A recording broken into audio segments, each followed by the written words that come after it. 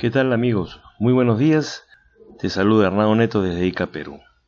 Yo de vez en cuando hago algunos videos para todos ustedes relacionados a este libro magnífico, este libro que va a cambiar tu forma de pensar, obrar y sentir, que es Un Curso de Milagros.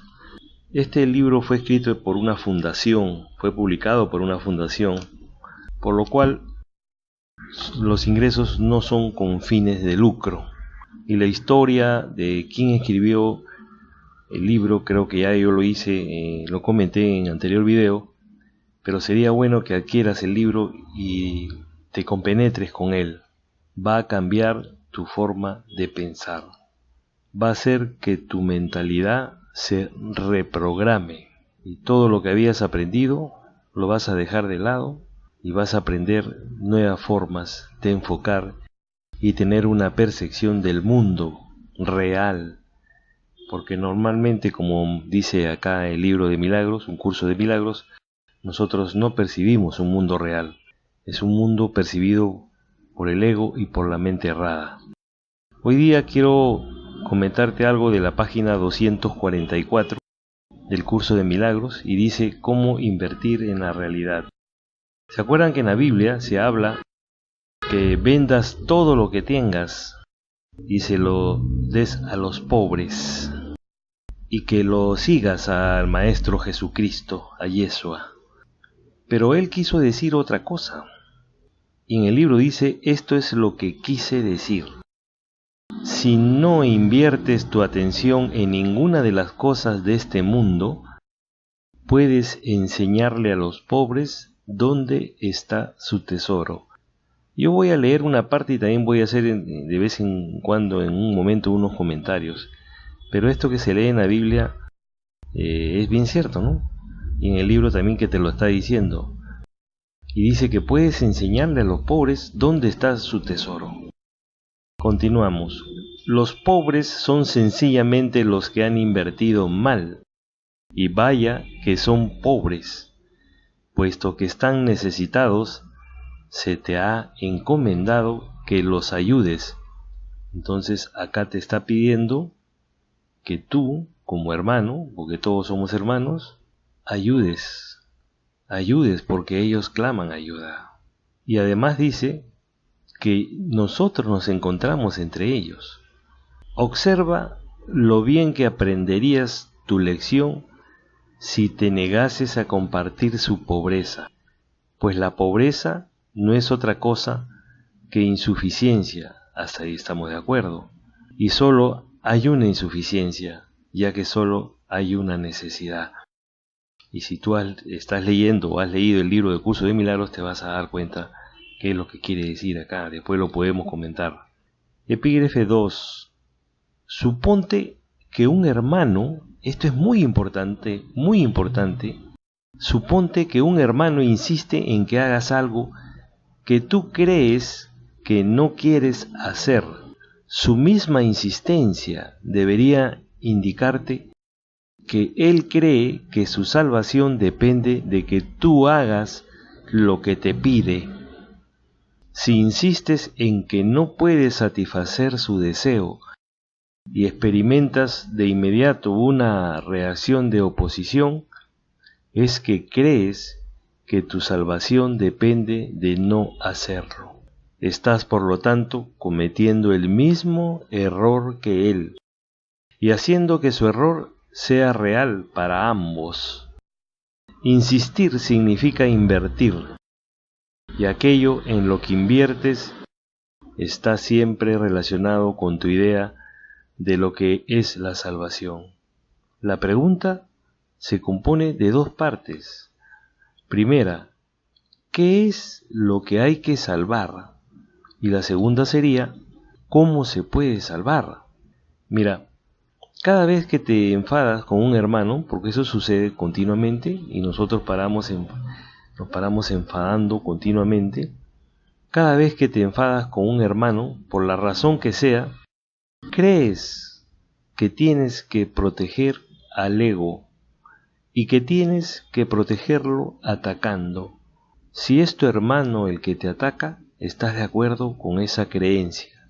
Si eres tú el que ataca, no haces sino reforzarla. Recuerda que los que atacan son pobres. Claro, porque no analizan.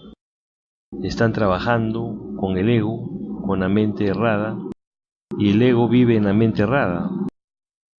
Ya lo he comentado anteriormente que nosotros tenemos la mente errada y la mente recta o la mente correcta. Y en la mente recta o la mente correcta mora esa gran energía del Espíritu Santo. Continuamos. Su pobreza pide regalos, no mayor empobrecimiento. Tú que podrías ayudarle, estás ciertamente actuando en forma destructiva si aceptas su pobreza como propia. Si no hubieses invertido de la manera en que ellos lo hicieron, jamás se te hubiera ocurrido pasar por alto su necesidad. Reconoce lo que no importa, y si tus hermanos te piden algo descabellado, hazlo precisamente porque no importa. Niégate y tu oposición demuestra que sí te importa. Eres únicamente tú, por lo tanto, el que determina si la petición es descabellada o no. Y toda petición de un hermano es tu propia petición. ¿Por qué te empeñas en negarle lo que te pide? Sería una pregunta. Pues negárselo es negártelo a ti mismo, y empobrecerte a ti y a él. Él está pidiendo la salvación al igual que tú. La pobreza es siempre cosa del ego, y nunca de Dios. Ninguna petición es descabellada para el que reconoce lo que es valioso y no acepta nada más. La salvación es para la mente, y se alcanza por medio de la paz. La mente es lo único que se puede salvar. Solo se puede salvar a través de la paz. Estamos hablando de la mente. Cualquier otra respuesta que no sea amor surge como resultado de una confusión con respecto a qué es la salvación y a cómo se alcanza. Y el amor es la única respuesta. Nunca te olvides de esto, y nunca te permitas creer, ni por un solo instante, que existe otra respuesta. Pues de otro modo, ¿cómo te contarás forzosamente entre los pobres? ¿Quién no ha entendido que moran en la abundancia y que la salvación ha llegado? Identificarte con el ego es atacarte a ti mismo y empobrecerte. Y claro, pues no, porque si tú te identificas con el ego, con la mente incorrecta, te estás atacando a ti mismo, y al atacarte a ti mismo te empobreces. Ahora, ¿por qué te atacas a ti mismo? Sería también una pregunta, ¿no? Estoy haciendo un comentario. Porque el ego cree que lo que estás haciendo tú es lo mejor. Y el ego, en realidad, el ego no entiende nada. El ego actúa. Y el ego te encapsula y te va llevando con sus tentáculos a donde él quiere llegar. ¿A dónde quiere llegar él? A que seas una persona dual, a la que seas una persona separada, a la que seas una persona con miedo sobre todo, y el miedo te empobrece también, por una parte. Bueno, continuamos. Por eso es por lo que todo aquel que identifica con el ego se siente desposeído. ¿No es lo que te dije, la dualidad? Que está separado de la gran divinidad, que es Dios, el creador. Y Él nunca se ha separado de ti. Tú eres que lo has separado. Y por eso te sientes desposeído porque entró a tallar el ego. Continuamos. Lo que experimentas entonces es depresión o ira. Y eso es lo que pasa en el mundo. Ya que lo que hizo fue intercambiar su amor hacia sí mismo por odio hacia sí mismo. Y como consecuencia de ello, tiene miedo de sí mismo, lo que acabo de comentar hace un momento. Él no se da cuenta de esto, aun si es plenamente consciente de que está sintiendo ansiedad. No percibe que el origen de esa reside en su propia identificación con el ego. Lo mismo que comenté, cuando te identificas con el ego, no tienes paz, tienes pobreza, tienes ira y no amor. Y siempre trata de lidiar con ella haciendo algún trato, de mente con el mundo. Siempre percibe este mundo como algo externo a él, pues esto es crucial para su propia adaptación. No se da cuenta de que él es el autor de este mundo, pues fuera de sí mismo no existirá o no existe ningún mundo. Si solo los pensamientos amorosos del Hijo de Dios constituyen la realidad del mundo, el mundo real tiene que estar en su mente. Sus pensamientos descabellados tienen que estar también en su mente, pero él no puede tolerar un conflicto interno de tal magnitud.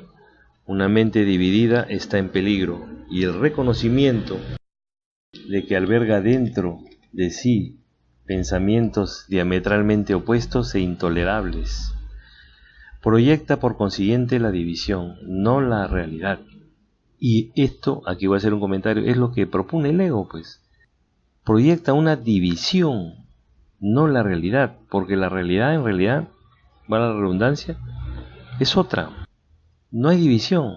La división solamente tú la creas en tu mente y la proyectas.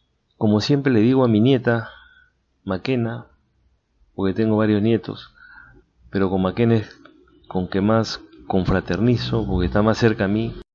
Y ella a veces me dice papito o abuelito, o como me quiera decir, que tiene miedo a ciertas cosas. Y yo le digo a mi nieta, que tiene 4 años, va a cumplir 5, que el miedo no existe, que el miedo solamente está en tu mente. Y tú lo fabricas, le digo, tú lo creas como inventar un cuento, le digo, como hacer con la plastilina una figura. Similar a eso es tu miedo cuando, por ejemplo, está la luz apagada, no quiere ir. Antes iba, pero ahora ya no. Claro, ya va creciendo, ya va tomando más conciencia de las cosas y conversa con sus amiguitas y a veces le inculcan el miedo y ve la televisión que inculca miedo. Entonces ella ya no va teniendo miedo de las cosas, porque yo le digo que eso está en tu mente y el miedo no existe. Tú fabricas, tú haces tu miedo.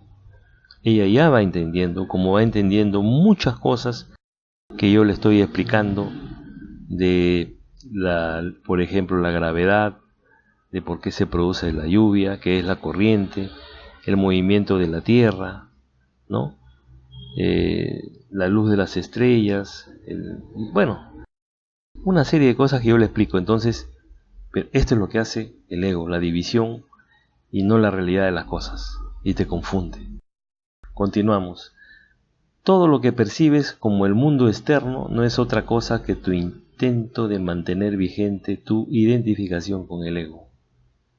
Pues todo el mundo cree que esa identificación es su salvación. Observa, sin embargo, lo que ha sucedido, pues los pensamientos tienen consecuencias para lo que los piensa.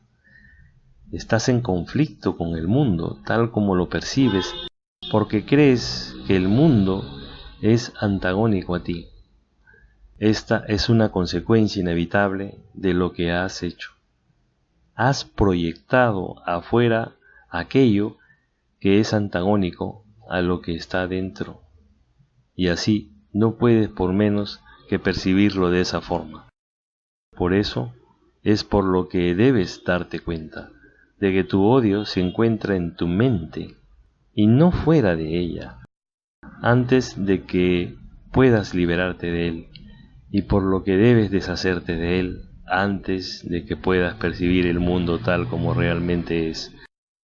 Porque cuando tú ya empieces, este es un comentario, a entrar al mundo que verdaderamente es el real, tienes que haberte liberado del odio, de tu ego, de tu mente incorrecta, para que puedas apreciar con claridad el mundo real, el mundo que debe ser, el mundo que ya vas a proyectar de otra forma, muy diferente a lo que proyectabas anteriormente. Continuamos. He dicho antes que Dios amó tanto al mundo que se lo dio a su Hijo unigénito. Eso lo puedes también verificar en la Biblia. Dios ama ciertamente el mundo real, y aquellos que perciben la realidad de éste no pueden ver el mundo de la muerte, pues la muerte no forma parte del mundo real, en el que todo es un reflejo de lo eterno. Dios te dio el mundo real a cambio del mundo que tú fabricaste como resultado de la división de tu mente. Esto ya lo he comentado, el cual es el símbolo de la muerte. Pues si pudieses realmente separarte de la mente de Dios, perecerías. El mundo que percibes es un mundo de separación. Quizás estés dispuesto a aceptar incluso la muerte con tal de negar a tu Padre. Sin embargo, Él no dispuso que fuese así, y por lo tanto no es así. Tu voluntad sigue siendo incapaz de oponerse a lo que la suya dispone, y esa es la razón de que no tengas ningún control sobre el mundo que fabricaste. Y es así. Miremos cómo está el mundo. Sin control, con odio, con guerras, con muertes, con violaciones, destruyendo el planeta, proyectando cosas indeseables. Claro, ese es el mundo que tú fabricaste en tu mente y lo proyectas al mundo que ves. Pero la concepción de Dios es totalmente diferente. Tu voluntad sigue siendo incapaz de oponerse a lo que la suya dispone, ¿no? Y esa es la razón de que no tengas ningún control sobre el mundo que fabricaste. Estoy repitiendo. No es este un mundo que provenga de la voluntad, pues está regido por el deseo de ser diferente de Dios. Y ese deseo no tiene nada que ver con la voluntad. El mundo que has fabricado es por lo tanto completamente caótico y está regido por las leyes arbitrarias que no tienen sentido ni significado alguno. Muy cierto, muy cierto. Se compone de lo que tú no deseas, lo cual has proyectado desde tu mente porque tienes miedo de ello. Sin embargo, un mundo así solo se puede encontrar en la mente de su hacedor, junto con su verdadera salvación. No creas que se encuentra fuera de ti, ya que únicamente reconociendo dónde se encuentra es como podrás tener control sobre él. Ciertamente tienes control sobre tu mente, ya que la mente es el mecanismo de la decisión. Si reconocieses que cualquier ataque que percibes se encuentra en tu mente, y solo en tu mente, habrás por fin localizado su origen. Miren, bien importante, ¿eh? Si reconocieses que cualquier ataque que percibes se encuentra en tu mente, habrás reconocido el origen, por supuesto. Pero ¿por qué no lo puedes hacer ahora? Porque todavía predomina el ego en ti, en tu mente. Continuamos. Y allí donde el ataque tiene su origen, allí mismo tiene que terminar. Si cambias tu forma de pensar, terminará todo. Pues en ese mismo lugar reside también la salvación. Y manifiesta el libro El Curso de Milagros y dice lo siguiente: el altar de Dios donde Cristo mora se encuentra ahí. No en el altar de las iglesias, por si acaso, en el altar que tienes tú como hijo de Dios. Tú has profanado el altar, pero no has profanado el mundo. Cristo, sin embargo, ha puesto la expiación sobre el altar para ti. Lleva todas tus percepciones del mundo ante ese altar, pues es el altar de la verdad, y a la verdad. Ahí verás tu visión transformarse, y ahí aprenderás a ver verdaderamente. Desde este lugar en el que Dios y su Hijo moran en paz y en el que se te da la bienvenida, mirarás la paz hacia el exterior y verás el mundo correctamente. Mas para encontrar ese lugar, tienes que renunciar a su inversión en el mundo tal como tú lo proyectas y permitir que esa gran energía, el Espíritu Santo, extienda el mundo real desde el altar de Dios hacia ti. Bien, amigos, hasta aquí hemos terminado una parte del libro del Curso de Milagros, que de vez en cuando lo leo. Bueno, es un libro que que lo leo siempre, pero lo leo acá para publicarlo en YouTube. Y lo que te indica el libro es que tienes que cambiar tu forma de pensar, que tienes que reprogramar tu mente. Este libro es eso. Vas a reprogramar tu mente errada, para volver en una mente correcta. El libro también manifiesta que lo que trata de buscar es tu ser interno, ¿no? Que todos tenemos. Y no te olvides que buscar a esa gran energía creadora, Dios, Yahvé, Jehová, como lo quieras llamar. Y yo no pertenezco a ninguna religión, pero mi canal es variado y tengo que hablar de todo. Y me parece esto que estoy leyendo muy coherente, muy coherente. No es nada descabellado. Pues lo único que busca el libro es que cambies tu forma de pensar. Y al cambiar tu forma de pensar y entrar, pedir expiación, o sea, pedir que se te borren todas las culpas, pedir que la filiación siempre esté actuando en conformidad con lo que especifica el Creador, el mundo irá cambiando. Ahora, otra cosita que te quería mencionar para terminar, porque ya es bastante tiempo. Si tú tienes un familiar enfermo, por decir, nunca cometas el error de pedir solo por ese familiar, porque esa oración no llegará a donde quieres que llegue. Cuando alguien esté enfermo, en primer lugar, no verlo como enfermo, no reconozcas ese error, por decir, entre comillas, de que esté enfermo. No, velo como sano, pero a la vez pide por la salvación no solamente de esa persona, aunque parece algo incoherente, sino pide por la salvación de toda la humanidad. Por ejemplo, si se rompió la pierna a un hijo, a un pariente, no pidas para que su recuperación sea rápida, que no se le vaya a infectar ni nada. Para esa persona, pide para todas las personas que estén en la misma posición que él, en la misma enfermedad, la rotura de pierna, que pueden haber millones en el mundo, porque somos más de 7.000 millones de habitantes. Entonces pide así.